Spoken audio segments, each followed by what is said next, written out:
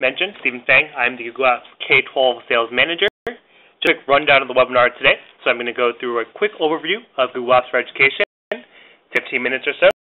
Then I pass along the presentation to Jay Nitschke, and again, he's the director at Berkeley Unified School District. And after, we're going to have a Q&A. So if you do have any questions, feel free to write them in the chat box. So started. Google Education. So when we discovered or when we created the tools for Google Apps for Education, we felt the tools that we need schools and districts have to be powerful, secure, and innovative. I'm going to go through each section. Powerful. More schools are definitely taking advantage of technology, so that it ranges from Google Apps for Education to Chromebooks to different tablets, different PCs in schools. Technology is becoming an integrated part of the learning experience. You can see that here are some of the schools that are ready on Google Apps for Education. So it ranges from K-12 to Ed. So you have, Virginia Tech, Salient Area Schools, New York Technology. There's a wide variety of schools. We do have over 16 million users on Google Apps for Education. When we talk about Google Apps for Education, we'll be very clear about which applications we're talking about. So for Gmail, which is email client. We do Talk, which is the IM chat. We do all groups with the mailing list listserv type functionality. Calendar, which is a calendar. Google Docs, which allows you to create documents, spreadsheets, presentations, real-time collaboration, and Google Sites. So Google allows you to create websites without any previous coding knowledge. And these are all part of the core suite of tools that's included in Google Apps for Education. So we also offer all the consumer products as well from your control panel. That allows you to access Blogger, Picasa, YouTube. All these different tools are available in your control panel to your users for free. And free. So offer everything at the right price of $0. And when we say free, we really do mean free. So there's no credit card you need to sign up. There's no billing address. There's no way for us to send you any sort of payment. These core suite of tools are free. The other things that are included. So we offer 24-hour, 7-day-a-week phone and email support. All of our apps on control panel. We offer a directory sync tool. The directory sync tool allows you to do is to prevent users from your Active Directory or some LDAP system. We offer Google migration tools. So when you're migrating your legacy data, we do free tools for you to migrate that data into Google Apps for Education. Also an online teacher training center. So very in-depth professional development tools to train your users, and after you've migrated to Google Apps for Education, they know how to use the tools. This from teacher academies to certified trainers, there's a wealth of professional development material out there. Let's talk a little about security. Often we get the question, where is the best place for my data? In my company or school servers, or is it in the cloud? And we believe that it's in the cloud. And here's some of the reasons why. So you see 60% of enterprise data resides on unprotected PCs. I'm sure lots of you have the experience where you need to upgrade to different PCs across your school district, and some people are more stubborn in or with their security patches or security upgrades. And that is an unprotected PC. 10 laptop computers will be stolen, so confidential information stored on that laptop is lost, it's gone. 2/3 of thumb drives are stolen or lost. So you have that unprotected data in those thumb drives that are stolen or lost, and you can't recover them. Where you keep your data in the cloud, your data is stored on our servers, which is very secure, and you have to access from your individual credentials, as opposed to being stored on a local device. Here's actually a picture of what infrastructure security looks like. So this is a picture of one of Google's servers. And as you can see, it's pretty protected. You have high fences, no real windows. No one can enter these servers. So you actually don't just anyone to enter your servers. You have to be on a certain list, be whitelisted to be able to enter these server rooms. Here are some very important points about your data compliance. So it does not own your data, you do. Google does not access your data. Google does not mine your data for ads since ads are disabled. So once again, it's not simply that ads are not showing up, but that data is not being run through any of our advertising systems. Google obeys all U.S. privacy laws and explicitly states FERPA compliance in the education contract. So, one reiterating, we do abide by FERPA, and that's explicitly stated in the education contract. We provide you with granular privacy controls in the product. And I'll tell you a little bit about the privacy controls. So we do have this product called Google Message Security that we've rolled into the suite of core suite of tools from your control panel. So inbound, outbound filters for you to list different domains that you want to pass through your domain. We have inappropriate content filters. So you have specific words that you're looking to block or have those emails be routed to specific IT members. You can use our content filter, which is built into the products. Also create a walled garden. So what a walled garden is it allows your users to only email within your domain or is only to specific users. So a combination of these tools to make sure that your students are safe.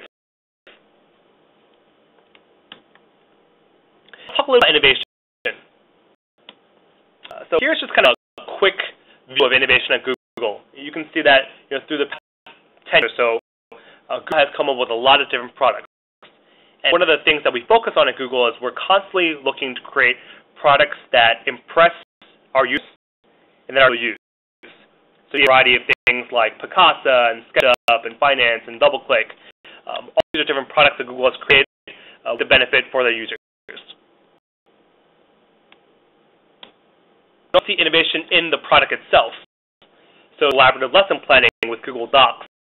You can have different users, different teachers in the same document at once. There's all science projects, so you can use Google Forms to collect data and the data automatically be input into spreadsheets. You can also use Google Spreadsheets to create flashcards. You can also use Google Forms to create assessments. You can also use the Google Video Chat class lectures. For example, here, you can have their professor or some other guest speaker video chat directly from their office instead of having to have them travel to your classroom. And you can use Google Sites for e-portfolios. So we can see a lot of schools as well as districts are giving a Google site to each individual student. That as they graduate, they'll have a site of all the materials and curriculum that they've completed. It's just a really good way for them to keep track of all the things they've done through their years in school and high school.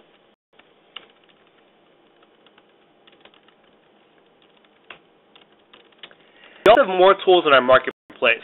So Google Education, once again, we're offering the core suite of tools. But there are some very specific education tools that you may need as well. So there are gradebooks in the marketplace, as well as different LMSs that you can take advantage of, as well as some of the other tools like AVR and Grocket. All things are provided in the marketplace. Some free, some are paid. And you can customize your domain to exactly your needs. So what I kind of want to point out is if it all sounds good to you and you want to learn a little bit more about how to go Google, we do have additional resources. So there's a guide to going Google, and a guide to going Google you can access at eduguide.googleapps.com. What the guide to going Google is it's a one-stop shop for all the things you need for successful deployment. So through the technical integration, the outreach plan, the professional development, the marketing, getting it out, all the things you need to Google Apps successful at your school. I'll highlight the technical integration piece. So when you click on the technical integration link, it will bring you to the K-12 deployment guide. See this link over here, the K-12 deployment guide. And the deployment guide is the technical aspect of how to get Google at your school. So sign up a domain, how to set up your mail route features, how to migrate your data. All those things are going to be in the K-12 deployment guide. Highly recommend check it out if you're looking to move to Google. And the thing I'd like to point out is the Google Education Community Forum. And community forum is it's a place for you to ask your questions and have different members of the community who've already come through the deployment answer your questions, as well as members of the education team. And that link is at bit.ly, so bit.ly, Google EDU forum. And you can click on the bit.ly/Google EDU forum, and it'll put you directly to that forum, and you can post questions and have them answered. Thanks for your time, and thanks for your quick overview. I'm actually going to take this time now to for the presentation to Jay, and Jay kind of gives a walkthrough of his school and kind of their deployment.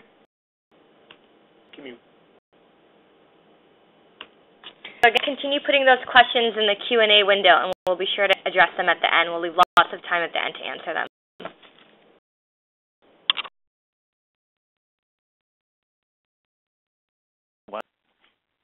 We're happy to be talking to you about our experience. We're out here in Berkeley, California, just across the bay from San Francisco. We'll hit the high points in 20 minutes. We can't really cover everything, but my name's Jay Nitschke, and jay@berkeley.net is my email address, so you can remember that if you want to call me, contact later. So about the Berkeley Public Schools, we have about 10,000 K-12 students. We have 11 elementary schools, 3 middle schools, 1 really big high school, and a preschool program and an adult school program as well. So where were we? We're using First Class, which is kind of a somewhat obscure email system that worked really well from the technology director. I'm the technology director standpoint because it used minimal service. Hey, Jay?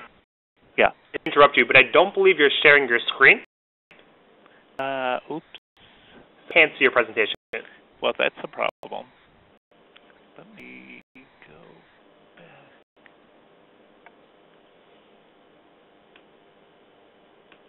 Oh, wait.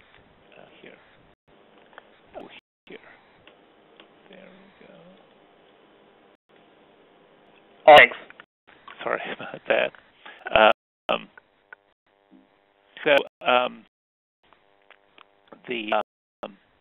So where were we? We were using First Class. We were primarily Apple at the K-8 level, not using Active Directory there, primarily Windows at the high school level and using Active Directory there. And I've been here for 9 years as superintendent, and the following superintendent, they'd asked, why aren't we using Microsoft Outlook, which is their shorthand for using Exchange and SharePoint. So we're able to kind of delay switching email systems because we moved out SASE as our student information system, and that time Google Apps for Education was pretty mature, and so we decided to go that way instead. And as the technology committee looked at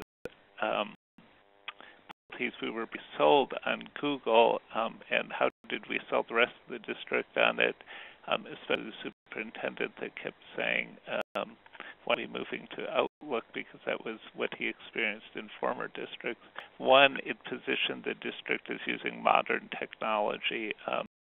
Even though we're Berkeley and we're supposed to be on the forefront of everything, we definitely weren't with our classroom technology, and people felt First Class was way behind the times. There were collaboration tools included. It was in the cloud, which saved server costs and supports, which I was really happy with. The high school principal was enthusiastic. High school staff was enthusiastic. Many teachers were already on Google. It, of course, a huge mailbox capacity, and those of you that are managing your own servers, I'm sure you've got some, our general user had 150 megabytes of capacity, and our our management team users had 250 megabytes, so having 7 gigabytes or now 25 gigabytes of mailbox capacity was a huge improvement. There's ePhone sync. This is not to be overlooked because for us using First Class, which had very difficult phone syncing, it was a huge time drain for my staff to help people sync their phone. And of course, it is free. So here's a timeline. In the fall of 2010, a group of teachers at Berkeley High said, hey, we want to pilot Google Apps for Education. The principal is very supportive. As I said, there's 3,200 kids at Berkeley High, and it's the only high school in our district. The District Technology Committee was watching how it went there, and it was going well. We presented it to the superintendent to get his blessing, and he was enthusiastic about it. Then we moved to cabinet, and once you have the superintendent on board, it's pretty easy to get cabinet to approve. You know, typically cabinet in many districts is experienced administrators, meaning they've been around for quite a while and maybe just stuck on Microsoft products in some cases. So we were happy to be able to get the superintendent on board to move that group of folks forward.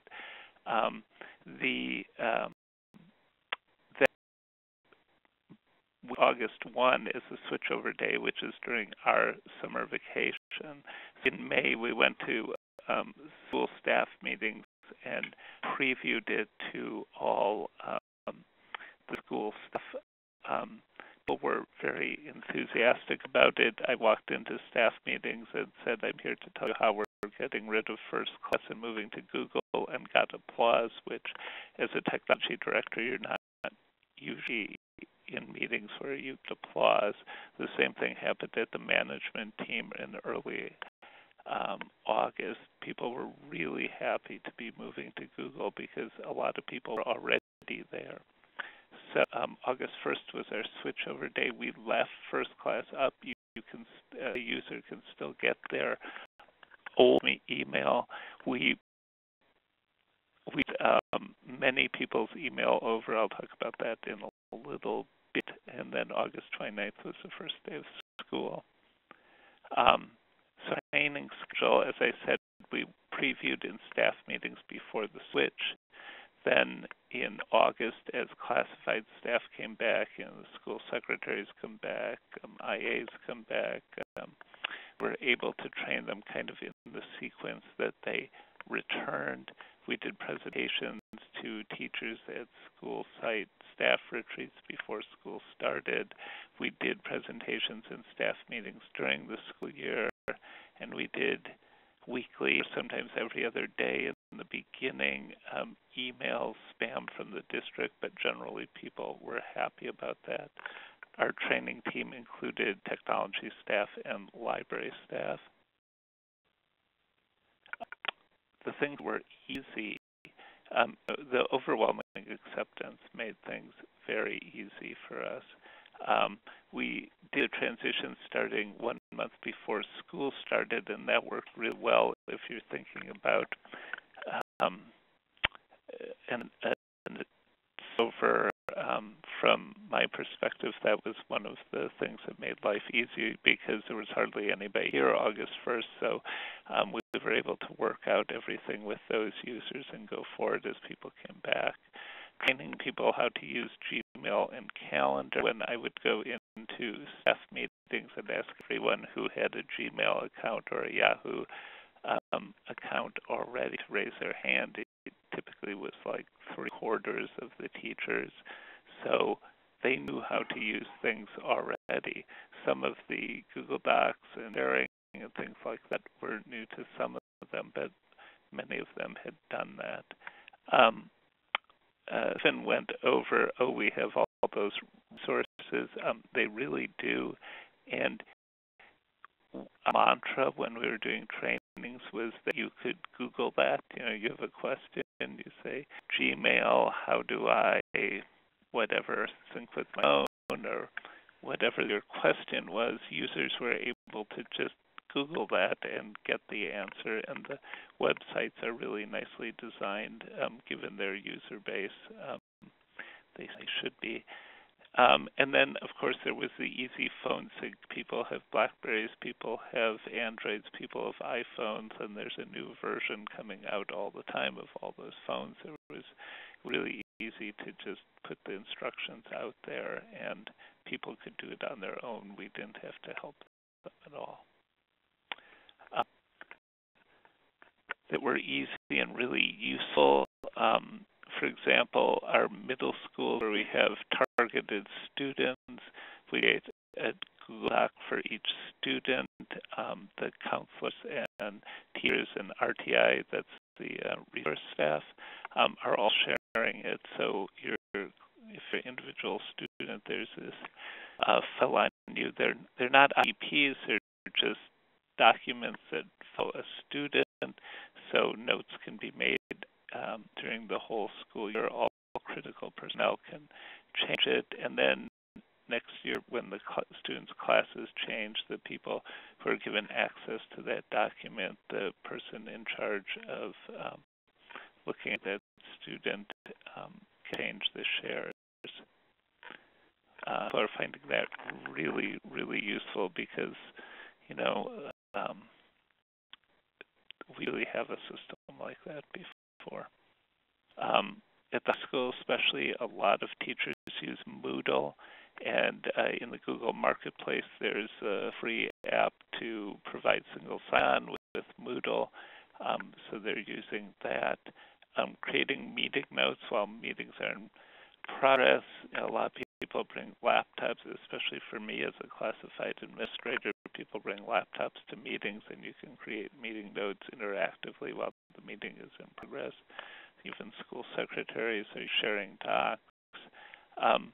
Google's integrated email virus check allows us to accept zip files. In our previous system, we didn't accept zip files because we didn't have virus checking on it. So it makes life a lot easier on that regard. What was hard for us, first class had a non-standard IMAP implementation. View coming from Microsoft Exchange or a lot of other systems won't have this problem that we ran into because IMAP just didn't really work very well. So we were able to get people's basic email over, and if you ever want a tutorial about how we actually got more of it over, send me an email, but that was hard for us. Documents,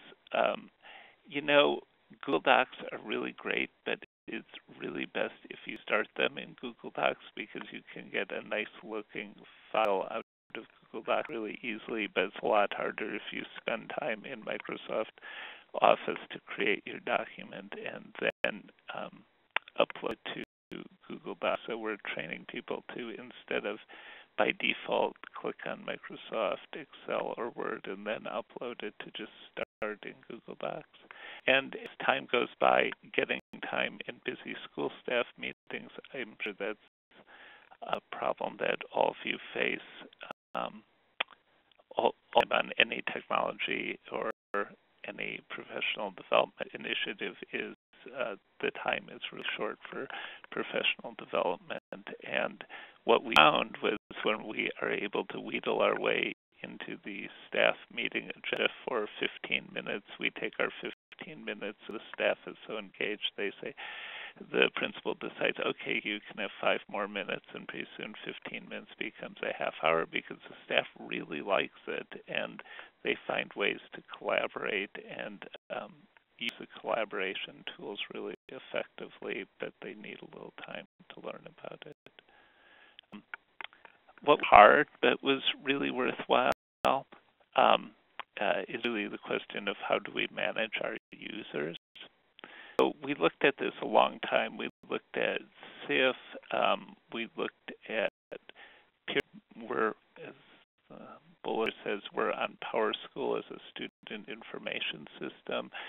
Pearson, which owns PowerSchool, was developing a ton to Google, and it may be out there and they'd be selling it. We helped them. We gave them a lot of hints on what they should be doing. And we just decided to do ourselves.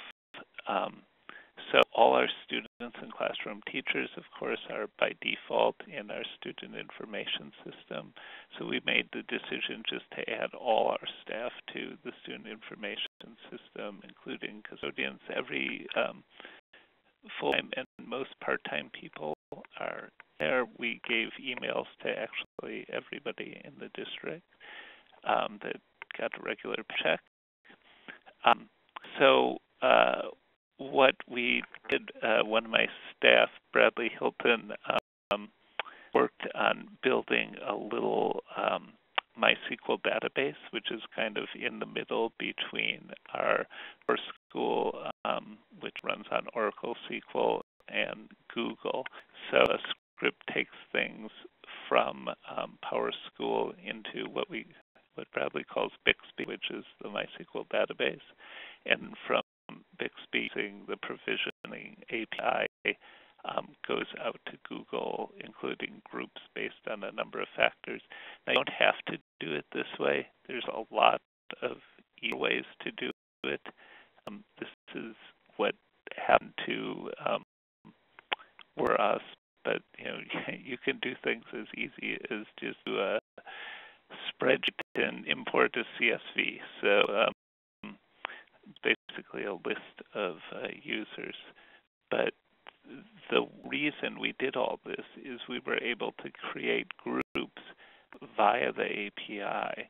So we have, for example, if you're a teacher, you're a member of the certificated group. If you're a classified staff, you're a member of the classified group. We have school-based groups. We have grade-based groups. And in the secondary schools, each teacher is the owner of a Google group that contains all the students in a particular section. So, for example, a teacher at the high school teaches an English course 5th period. So that teacher can email just one email address, and it goes to all the students in her class in 5th period English. So if she had, say, 4 sections of the same class, she could send it just to 4 email addresses, and the system manages whether the kids get that or not. So all of our secondary students, so all of our grade 6 through 12 students have accounts that can email pretty much anywhere. Our 3rd through 5th grade students have email accounts that can only email within the domain.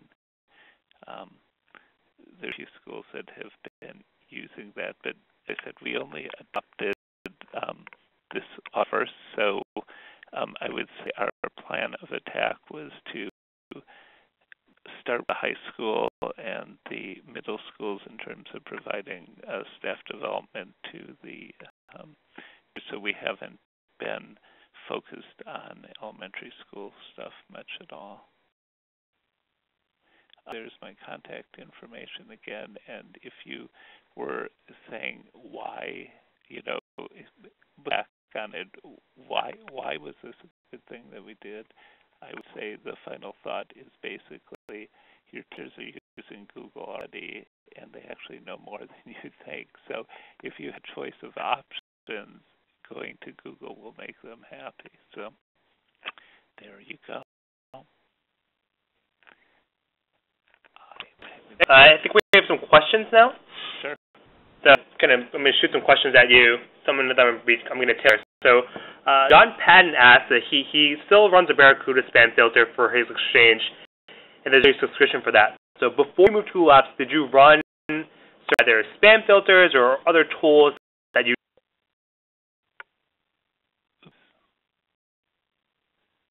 lost you there, Stephen? The answer is no, we didn't, and we put it off because we didn't have to, but as I'm speaking, but I can't hear him anyway. Can you? Yep. Yeah. Another question I had was, in terms of cost savings, did you see kind of the largest cost savings, and what are some of the tools that you are still using whether from the marketplace or tools you develop by yourself. What are some things that you found to be useful? Okay, as far as cost savings go, obviously we have to buy a new mail server every 3 years under the old scenario, so not having to buy that server and not having a tech assigned to support that server. I think what's true in most of our districts is as soon as you have some FTE that's not doing something in particular, you can find good places for them. So we were happy to redeploy that FTE. Never have enough FTE support. The other question was about what marketplace applications are we using. We haven't focused on that. We are using the Moodle application. We haven't spent any money yet on applications. We have a large range of curricular activities that we're doing that we didn't add anything to that right now. So we haven't been focusing on saying, oh, let's look at more marketplace apps and see how we can use them. We're focused on using it as a collaborative tool right now.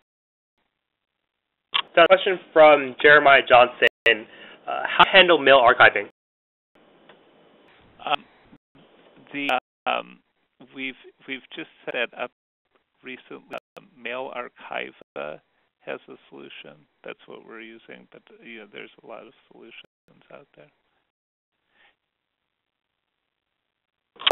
Ashley Benning has a question. So can you go into a little bit more detail on how you create student portfolios? So do the students maintain portfolios, or is it only the teachers? We do have people using student portfolios. I think it's mostly a student-based system that the student creates work. We're like many really big high schools where we have 6 small schools within the high school, and some of the small schools have portfolio-based evaluation at the end of the year, and it's really up to them how they decide to use the tools. And I can take on that question as well. So we do see a lot of schools are using Google Sites for those e-portfolios. Right. And a range of options. So you can create a site for every student, and then have the teachers be owners on the site as well. So teachers can oversee the site, and also give more autonomy to the students as they get older to share on the site. Question from Jeremiah. So do you give your student email accounts? And if so, are you concerned about monitoring their email for schooling? Well, we as I said, in the secondary schools, yes, we're not using a tool to monitor that right now. There's other educational efforts at dealing with cyberbullying and things like that. But we're not, other than using a content filter on the web, we're not using a technology tool for that. And I can add some context to that as well. So other things you can also do is we do have an email audit API, which allows you to take a snapshot of a user's inbox. So if you want to see a particular user's email inbox without changing their password, you can use that audit API tool. And you can also use the appropriate content filter, or the content filter, to filter out specific words, so that if you have these specific words and they're filtered out, you can have those emails sent directly to an admin or to a teacher, whoever you choose.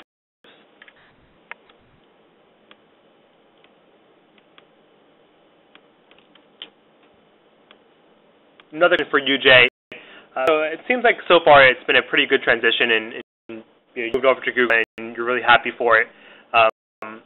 Which tool do you actually feel like you're start gaining the most from? So is it Google Docs, is it Gmail, is it your groups? What has been the most added benefit? the, there's it's interesting the way that question was phrased, because the question was basically, are students benefiting the most from this? And in our case, before we went to Google Docs, there was no email. We did not have emails for students. And so looking at the changeover, that having emails for students and having them be able to work collaboratively is a really good thing.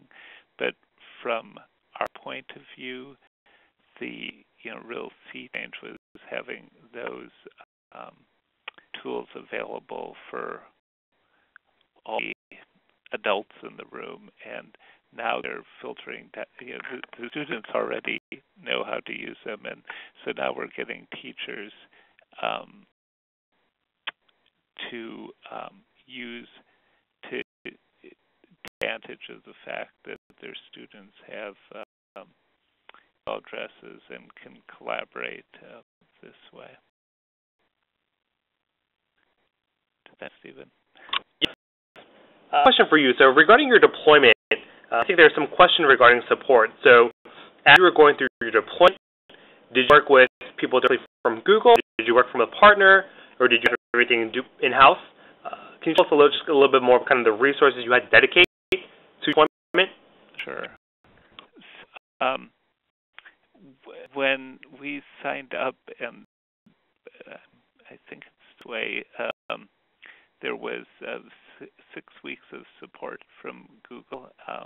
So we were dealing with somebody from Google for 6 weeks, and I think we probably, because we were building this, what we call Bixby phase, we maybe stretched that 6 weeks a little bit on that project because Google was interested in it too. But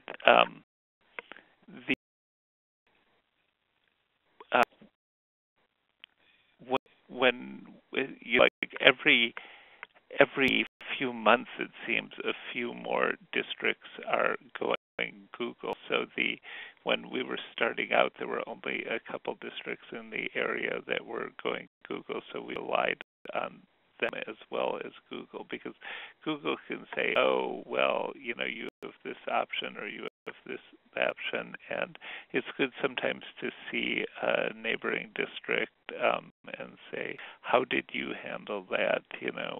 Did you put all the students in the same domain as your teachers, or do you have them in separate domains? And there's some questions that are turning points. So some of it we could get answers from Google, and others we worked with other districts. It wasn't so much that the work was onerous from a tech point of view, because this was our main project for the spring and summer. But it was really, there were some decision-making points that you have to make as well, and getting the experience from other districts was really a good thing. Sounds good. And once again, I want to point out the different resources I spoke about. So now we have the guide to going Google as the K-12 deployment guide, and the online forums as kind of the main point of contact and places for school districts to go if they do have any questions. As they proceed through their rollout, those are definitely the places where they should be spending most of their time. No, I didn't mention the Google forums, but I have to say that those are a big hit too, especially for us classified managers. We now send out Google Forms. One department even has it with each email when they help someone, has a little Google form, how did we do, and things like that, where you can query and see how you're supporting your users as classified departments supporting the schools, and it's an easy way to get input back.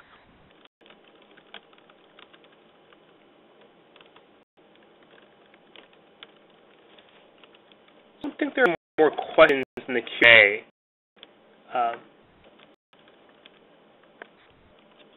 Last question from me. one thing that you wish you had known before that you know now that you have told yourself when you started your deployment?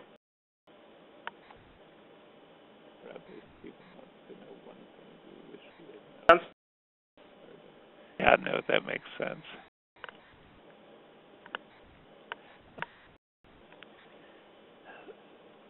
With the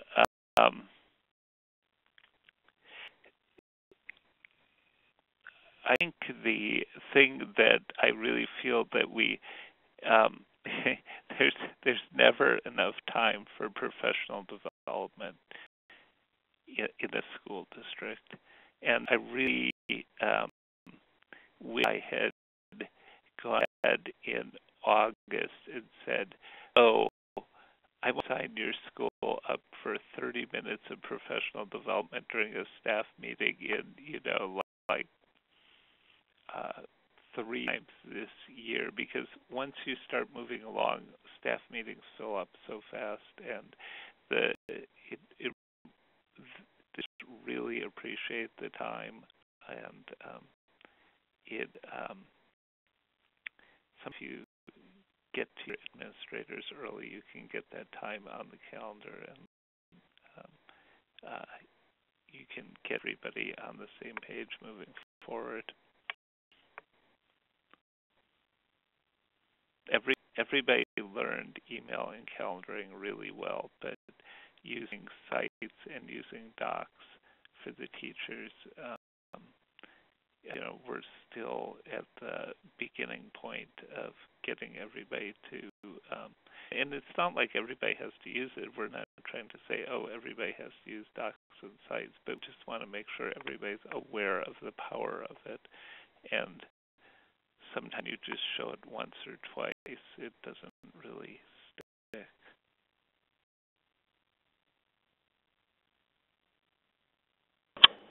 Awesome. Yeah, just to harp on that for a second, the technical setup is definitely all done. We're mostly done on the front end, and I think ongoing professional development is something as a school district you should definitely think about as you set up technically and post-deployment as well. So for information on that, you can go to eutraining.googleapps.com, and we'll put that URL in the chat window so you can check it out. But it doesn't look like there are any more questions in our Q&A window, and I want to thank Jay and the Berkeley Unified team again for presenting to you all today. We hope you learned a lot about Google Apps for Education and have a little bit more confidence and more resources to get it up and running at your own schools and your own school district. So thanks so much for joining us, and we'll be sending out the recording of this webinar as soon as we get it uploaded into YouTube. So care. Great. Thanks, Dana.